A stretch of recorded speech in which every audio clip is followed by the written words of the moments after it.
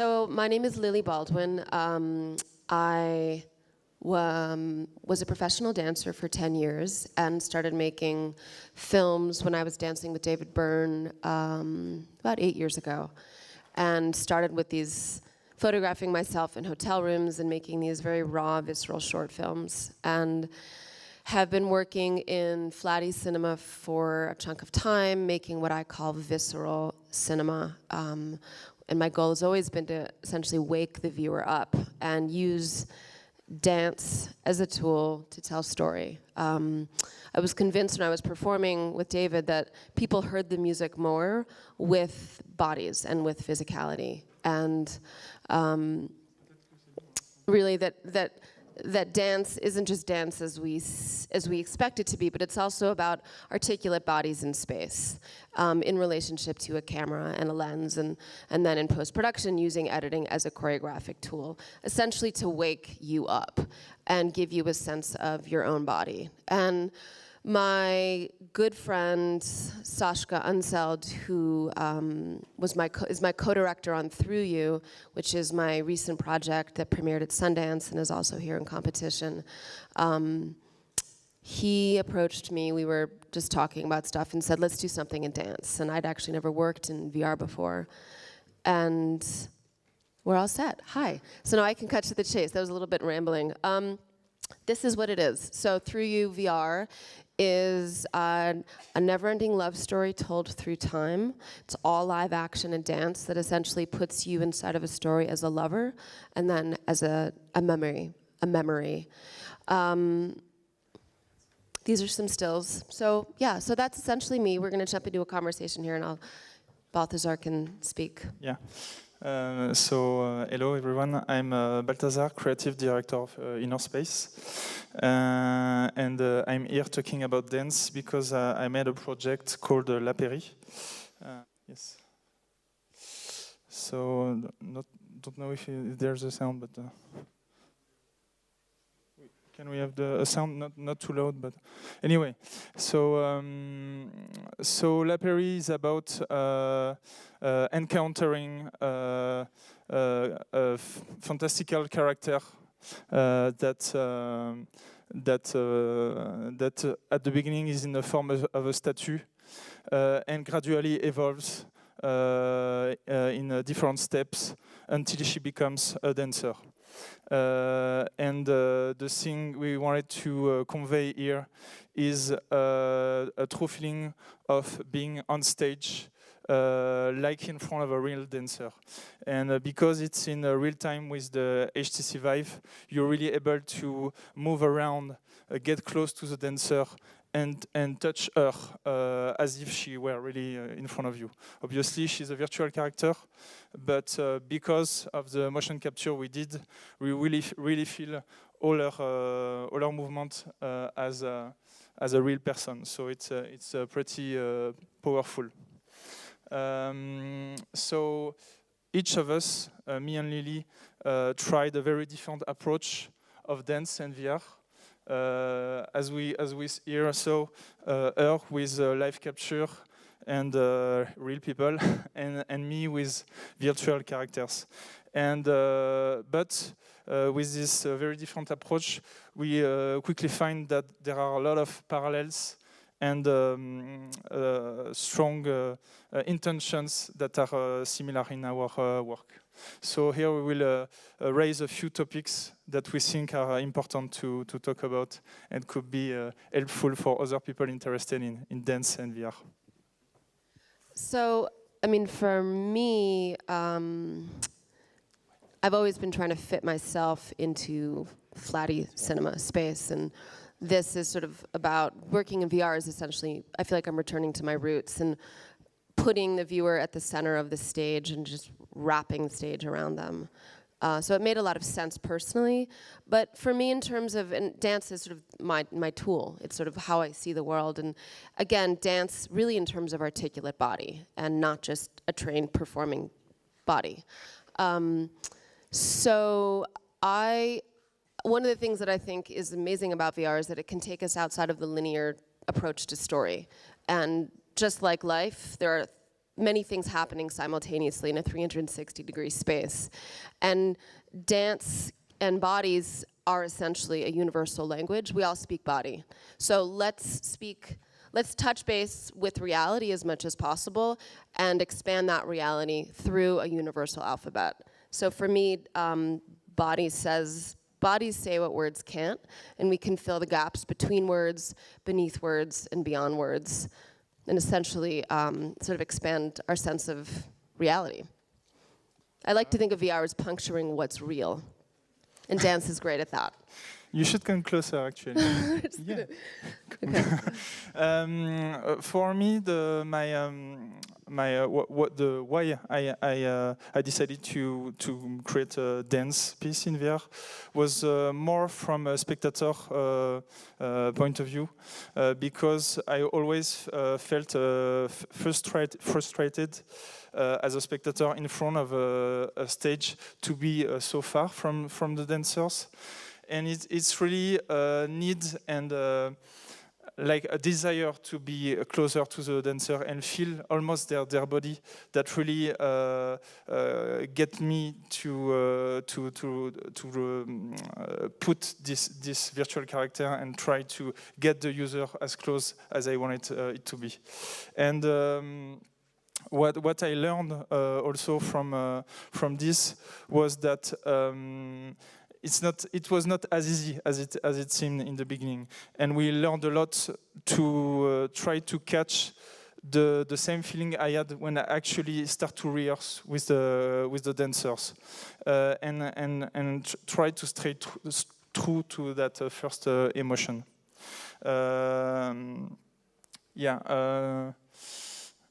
But I will talk about this a little bit later. Maybe we can talk more about how intimacy was very important for each of our processes. Mm-hmm. Yeah. Hello. Hi.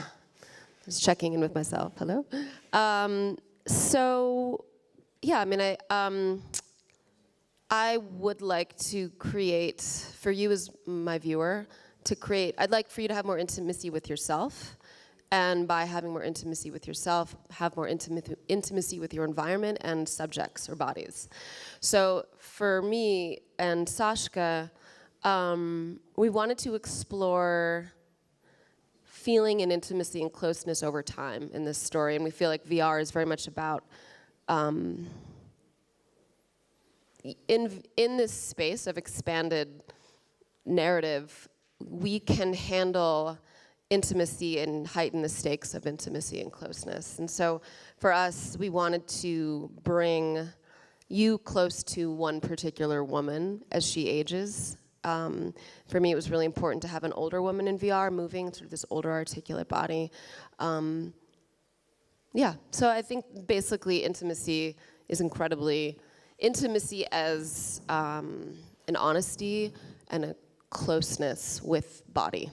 I think it's something we tend to forget these days because everyone is focused to get more people in VR, create multiplayer experiences, and I think the power of intimacy in VR is really still untapped.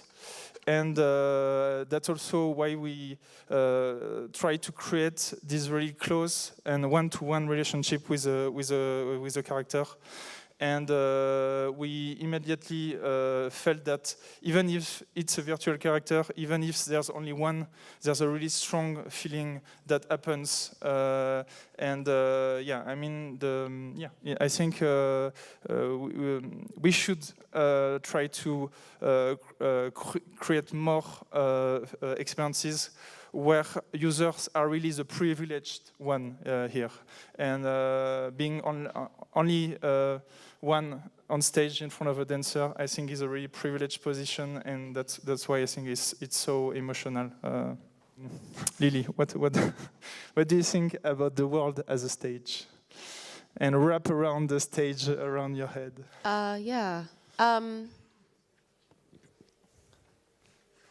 I mean, I think this comes back to what we've been talking about, is this idea of what's the highest impact of feeling. And I like using words like velocity or engagement or agency. And I think that these are tools that VR and then all that we're talking about here at this conference can really access. And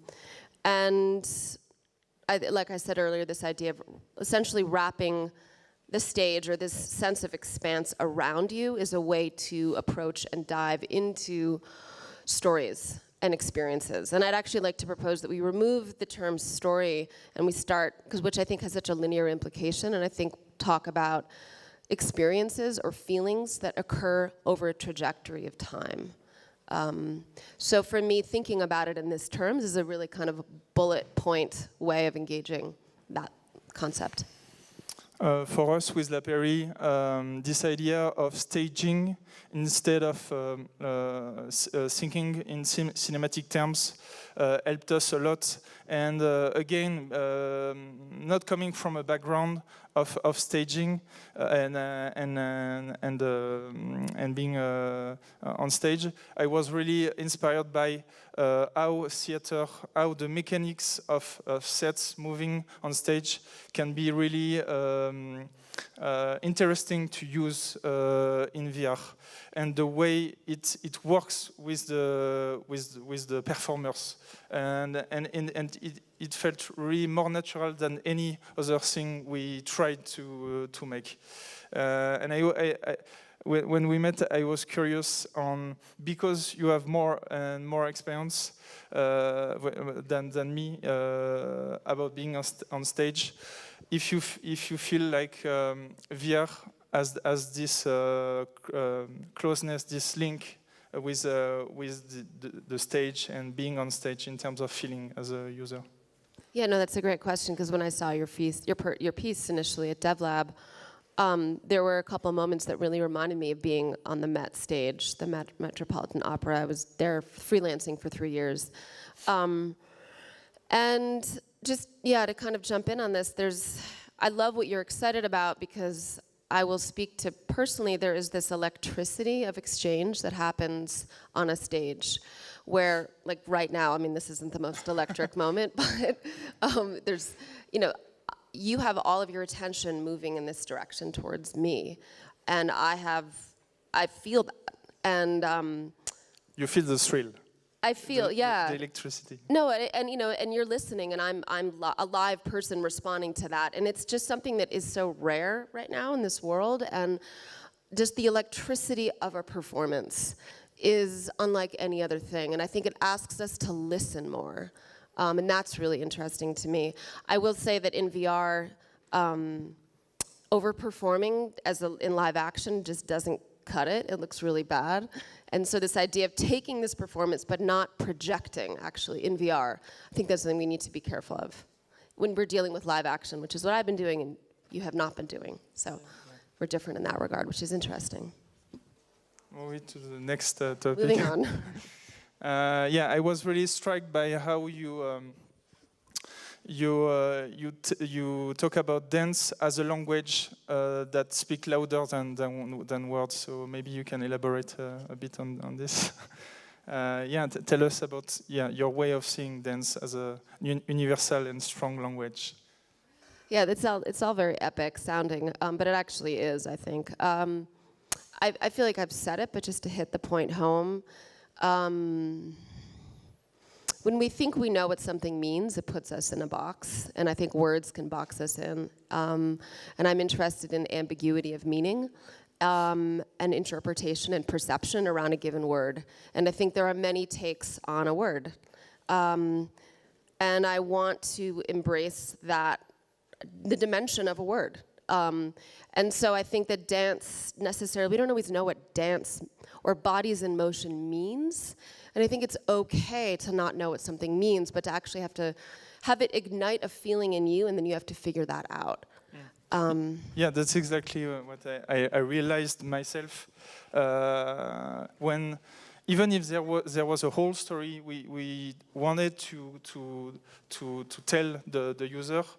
That wasn't so much what people remembered after having tried the experience, but more the mystery and all the complex emotions they felt when they were in front of this dancer. And yeah, I think that really inspired me for try to dig more and understand more what kind of emotion we can bring from that relationship between dance and the user.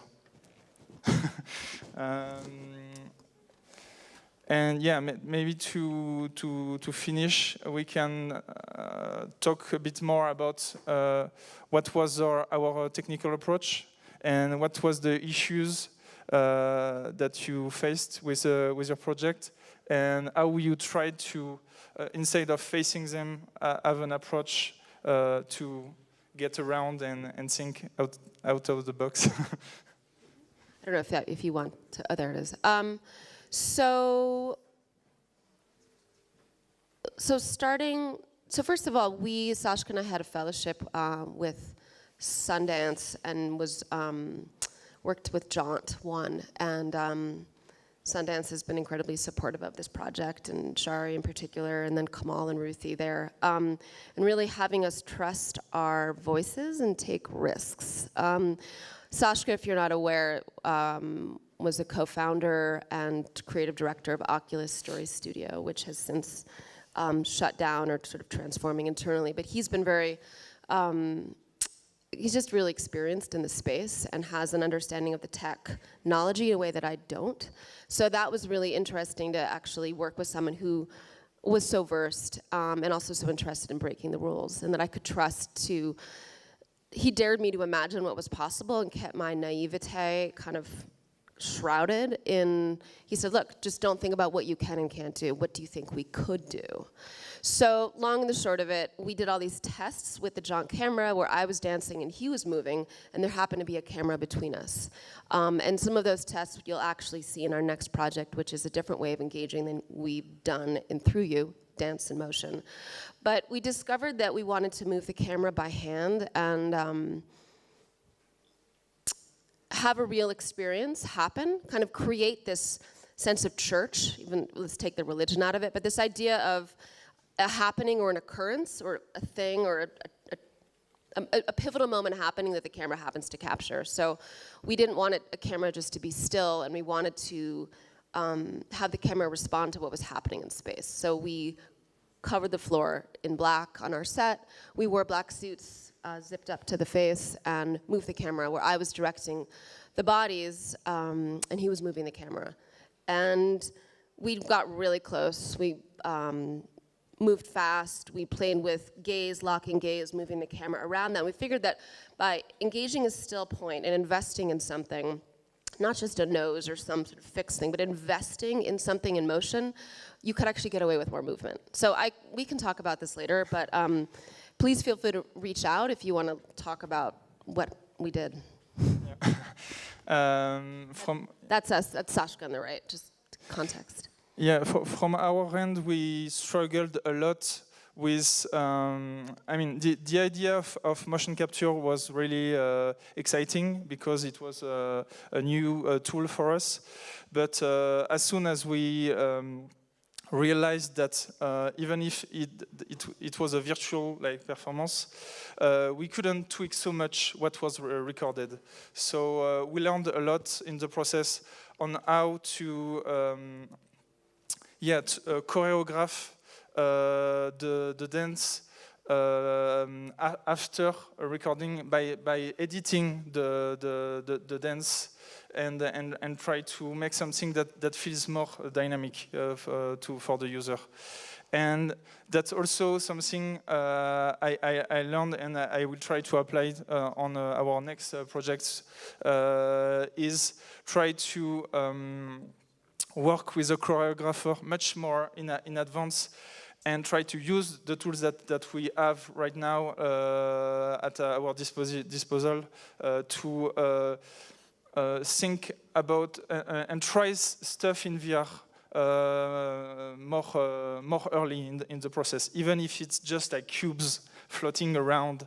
But I think the choreographer can really tap into these tools and create some choreographies that haven't been achieved yet. Are you interested in working with more like CG and animated yourself, Lily? Yeah, absolutely, and more motion capture, and that's something I'm doing in my next project, actually. But just to kind of follow up, and I know we have to wrap up, we just got a couple minutes to sign.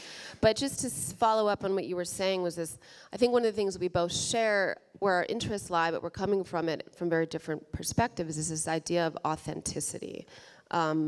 And what I meant by church, just to go back to that, was this idea, we did 20 to 40 minute takes, where there was actually something happening that, and we were actually responding to it, and that sense of authenticity translates in VR, and lies are very apparent in VR. And I think that what you're talking about is having had more time to kind of play with the choreography and the camera and understand that that is a relationship, and you are the camera, essentially. So why do you need to be moving around this body or not moving? You know, why? And I think that's an important question, too. So just wrapping up. Yeah. Thanks. Yeah, future projects, do you want to talk about that for a sec, or we need to? I mean, yeah, we are really focused on continuing to, as I said, to dig into what we start to approach with La Péri. Everyone here, don't hesitate to come see us after the talk. I think we have a small booth where for the people who haven't tried La Péri yet can try it, and we will share the future experience we will work on soon. And yeah, Through You is downstairs on the first level if you want to take a look. And feel free to reach out if you have any questions at lilybaldwin.com. You can just email me there, I guess. Yeah, so Saschka and I are working on more prototypes and projects around dance, and then I personally am working on a project called Glass Invisible You, which puts you inside of the experience of being stalked and losing your body. To the point where you have nothing, but then when you have nothing to lose, and therefore you have everything. So it's sort of this high velocity journey from dark to a more ecstatic existence of being a superhero, in fact. So to be continued. Thank you, guys. That's a little dance move. Thank you so much. Okay, dance. That's your move. That's good. Thank you.